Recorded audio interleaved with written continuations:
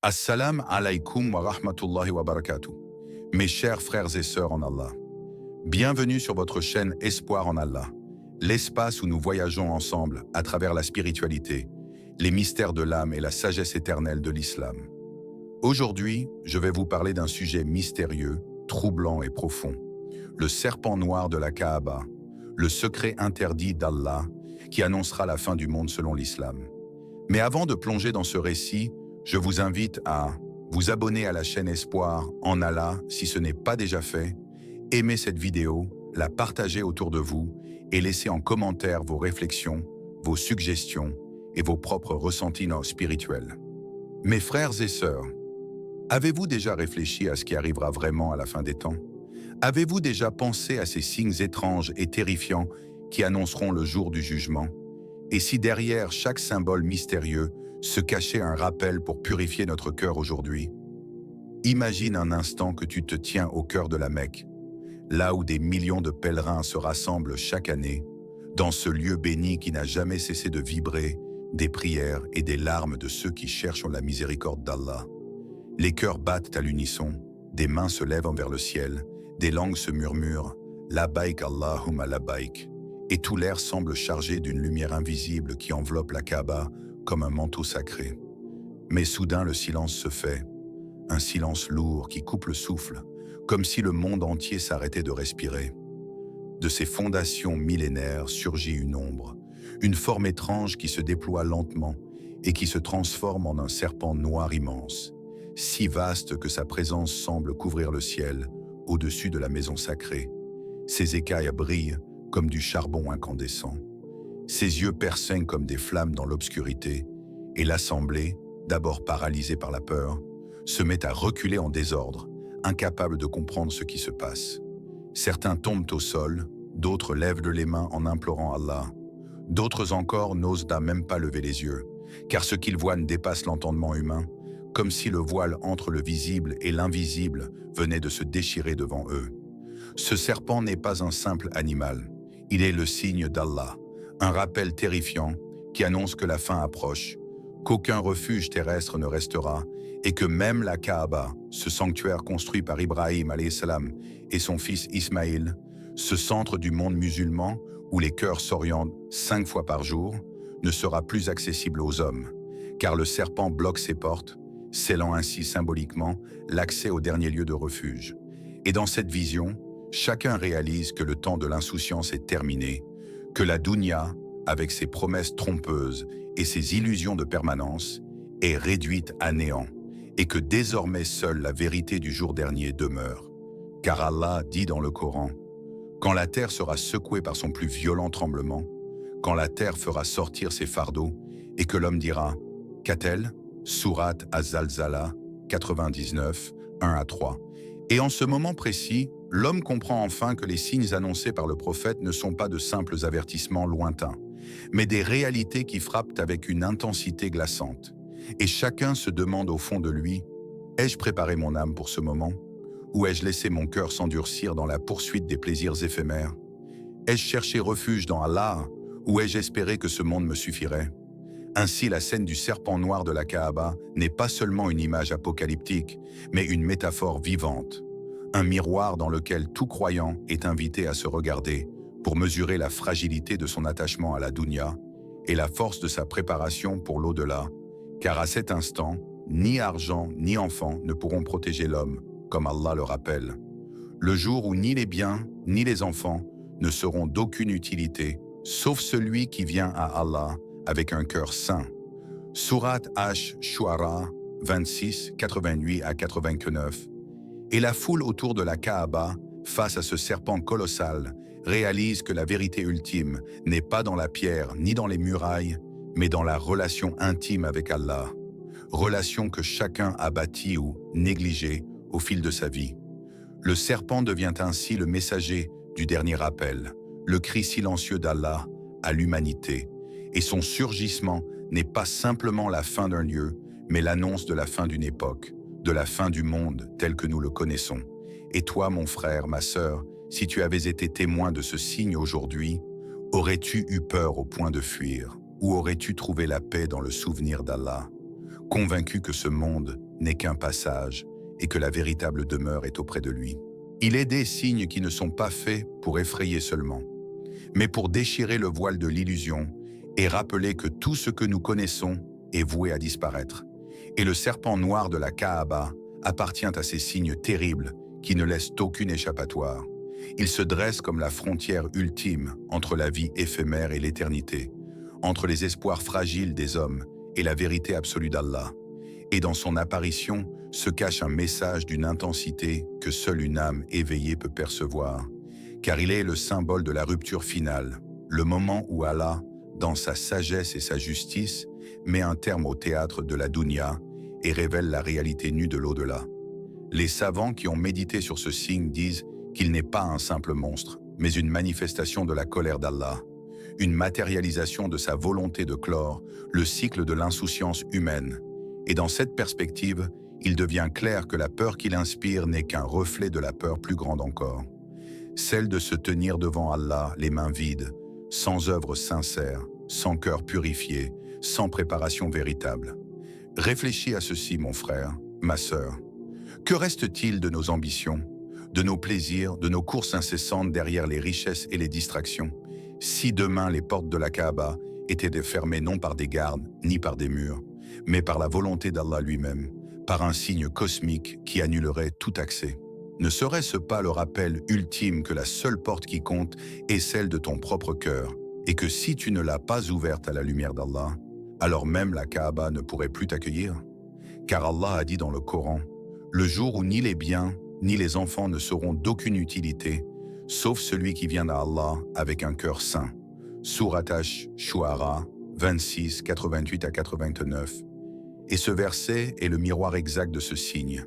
Il te dit que tout ce que tu collectionnes, tout ce que tu protèges, tout ce que tu construis autour de toi dans ce monde s'effondrera d'un seul souffle lorsque les décrets divins tomberont et qu'il ne restera qu'une seule richesse, celle qui ne peut brûler, ni rouiller, ni être arrachée, la sincérité de ton âme. Pense à la fragilité de ce monde que nous croyons solide. Les immeubles, les fortunes, les relations, les titres et les gloires.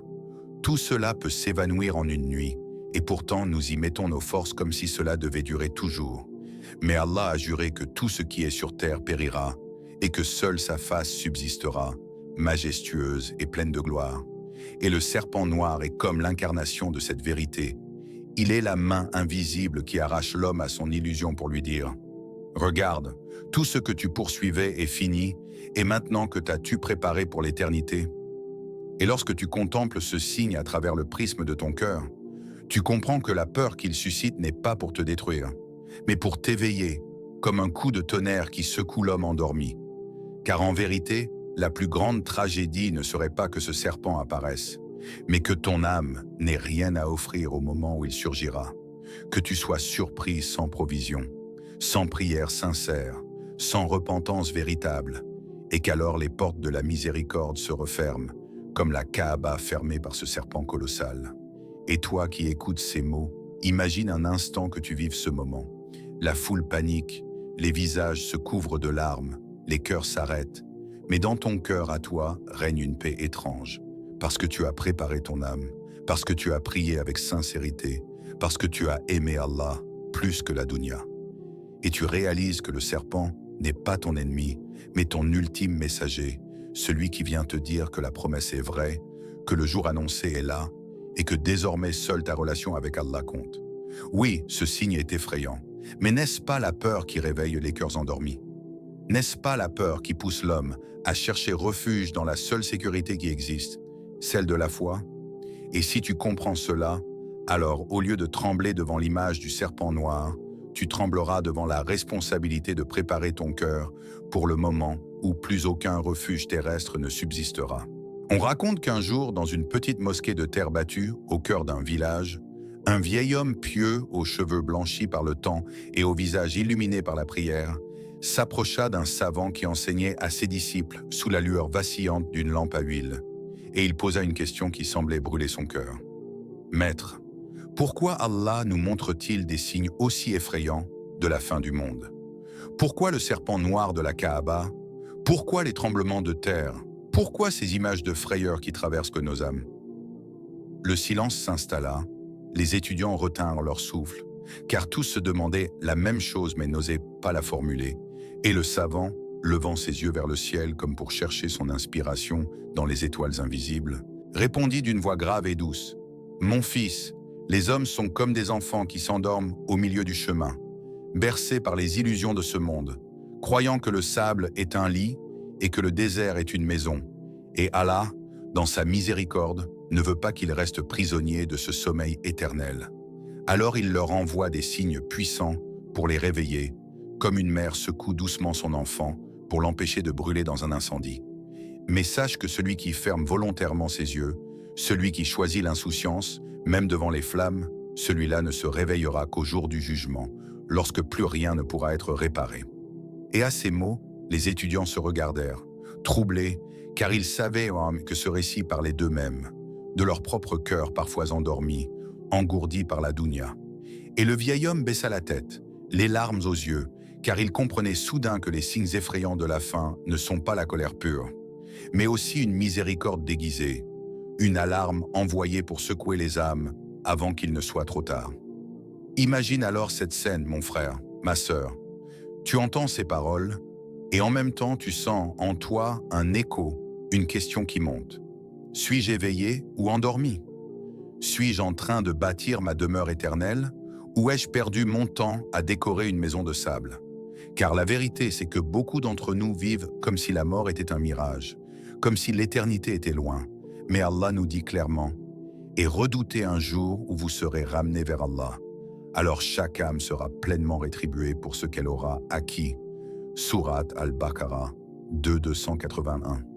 Et ce jour n'est pas une légende, mais une certitude. Il est plus proche de nous que notre souffle. Et chaque signe, aussi effrayant soit-il, n'est qu'un rappel pour que nous ne soyons pas pris au dépourvu. Le savant continua son enseignement en racontant une parabole. Imagine un voyageur qui traverse une forêt la nuit. S'il n'y a pas de lumière, il dort au bord du chemin et se fait dévorer par les bêtes sauvages. Mais s'il y a un éclair de tonnerre, bien que la lumière soit effrayante, elle lui révèle la route et il se sauve. Ainsi sont les signes de la fin. Ils sont des éclairs qui éclairent le chemin, mais celui qui détourne son regard et choisit de fermer les yeux à ce moment-là, celui-là tombera dans l'obscurité. Et toi, écoute bien cette sagesse, car elle s'adresse à toi directement. Es-tu ce voyageur qui dort paisiblement en croyant que tout va durer, ou es-tu celui qui se lève, qui profite de chaque éclair pour avancer vers Allah? Car en vérité, chacun de nous vit dans une illusion, une sorte de rêve éveillé où nous croyons que demain nous appartient. Mais demain peut s'effacer en une seconde, et quand les grands signes viendront, il sera trop tard pour se réveiller. Alors demande-toi, mon frère, ma sœur, dors-tu dans les bras de la dounia ou es-tu éveillé par la lumière du rappel?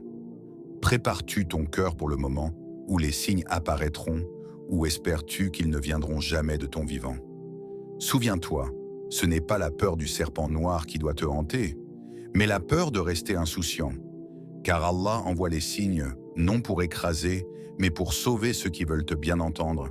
Et peut-être que toi qui écoutes ces mots, c'est ton signe aujourd'hui, le rappel qu'Allah a choisi pour t'éveiller. Car parfois une parole vaut plus qu'un tremblement de terre, si elle touche le cœur au bon moment. Mon frère, ma sœur, permets-moi de te parler directement, non pas comme un narrateur lointain, mais comme un ami qui frappe doucement à la porte de ton cœur. Car le serpent noir de la Kaaba, aussi mystérieux et terrifiant qu'il puisse paraître, n'est pas seulement une histoire de fin du monde. Il est surtout un miroir dans lequel nous devons contempler notre vie. Un rappel qu'un jour les portes se fermeront, que les occasions disparaîtront et que plus rien de ce que nous poursuivons dans ce monde n'aura de valeur. Et dans ce moment ultime, il ne restera rien d'autre que toi et Allah, toi et tes œuvres, toi et la sincérité de ton cœur. Alors dis-moi, que fais-tu aujourd'hui pour préparer ce rendez-vous certain? Car tu le sais bien, nous courons derrière tant de choses, nous collectionnons les biens, nous nourrissons nos ambitions, nous nous accrochons aux personnes, aux situations, aux rêves de la dounia comme si elle était éternelle. Mais Allah nous rappelle avec une clarté fulgurante. La vie d'ici-bas n'est que jouissance trompeuse. Sourate Al-Imran 385. Et pourtant combien parmi nous vivent comme si cette jouissance trompeuse était la vérité absolue? Pose-toi cette question sincèrement. Si demain les signes apparaissaient, si demain les portes de la Kaaba se fermaient par la volonté d'Allah, serais-tu prêt à présenter un cœur purifié, détaché de ce monde, ou bien serais-tu accablé par le poids des illusions que tu as chéries? Tu vois, le serpent noir est comme une clé spirituelle qui ouvre une réflexion intérieure. Il nous dit que le monde ne durera pas, que tout ce qui brille finira par s'éteindre, et que l'unique lumière qui subsistera est celle de la foi. Et si aujourd'hui tu ressens encore que ton cœur est prisonnier des attaches de la dunya, sache qu'il n'est pas trop tard, qu'il est encore temps de revenir, de purifier, de réparer, de tendre la main vers ton Seigneur avec humilité et amour. Car Allah ne ferme pas la porte tant que l'âme n'a pas atteint la gorge, tant que le soleil ne s'est pas levé de l'ouest, tant que les grands signes n'ont pas définitivement clos l'accès à sa miséricorde. Alors je te le demande, mon frère, ma sœur, pourquoi attendre? Pourquoi repousser le retour à Allah alors que tu ne sais pas si demain tu respireras encore? Pourquoi laisser ton cœur s'alourdir de rancune, de péché, de distraction, alors que tu pourrais aujourd'hui même l'alléger dans le souvenir d'Allah, dans la prière sincère, dans le repentir profond? Vois-tu, la véritable préparation n'est pas d'accumuler, mais de purifier. Elle n'est pas de construire des murs autour de soi, mais d'ouvrir un chemin vers le ciel. Elle n'est pas de posséder plus, mais d'être plus proche de celui qui possède tout. Et ce message, mon frère, ma sœur, n'est pas un reproche.